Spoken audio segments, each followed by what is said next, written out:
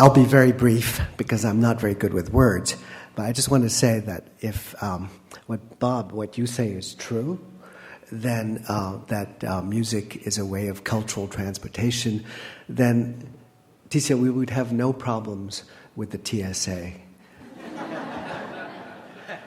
So,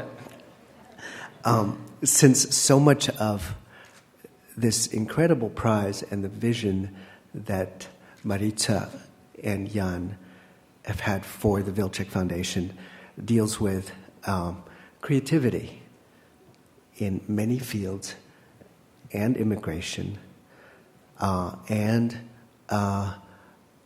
acknowledging the promise of younger people than people like us, like me.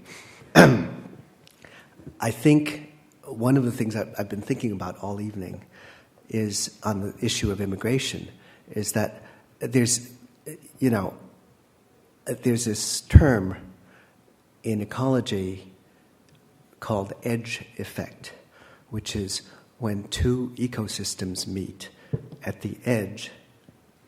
You all know better than I do what happens when the forest and savanna meet.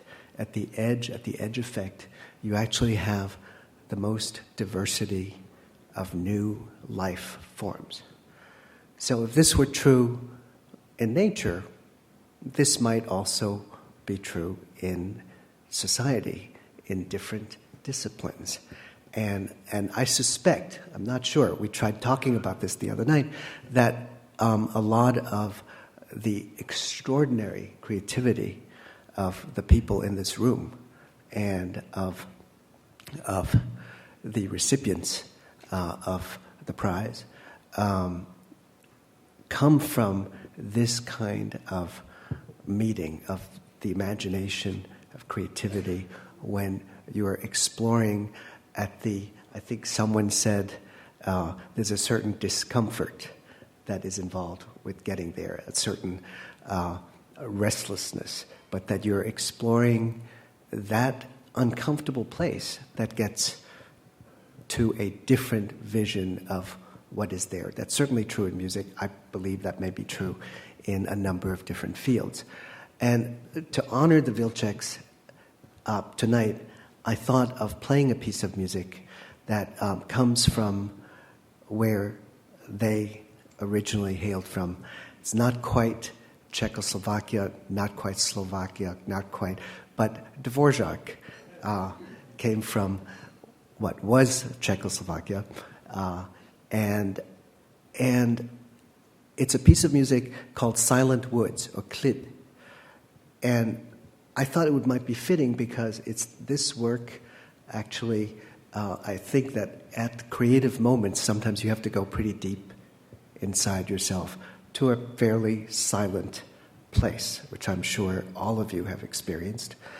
And I'd like to ask Christina Pato, who herself is an edge person, a great bagpiper, gaita player from Galicia, who has emigrated to the States as a classical pianist and just actually made her first jazz CD. Coincidentally, it's called Migrations. But for now, Dvorak, who was, by the way, and since you honor young people, Dvorak's students, during the little time that he spent in the States, this couple of years, his students taught Duke Ellington, Gershwin, and Copland. So many of you talked about mentors, and I think here's another example of mentorship that actually crosses generations. So Christina Pato, Dvorak, Silent Woods.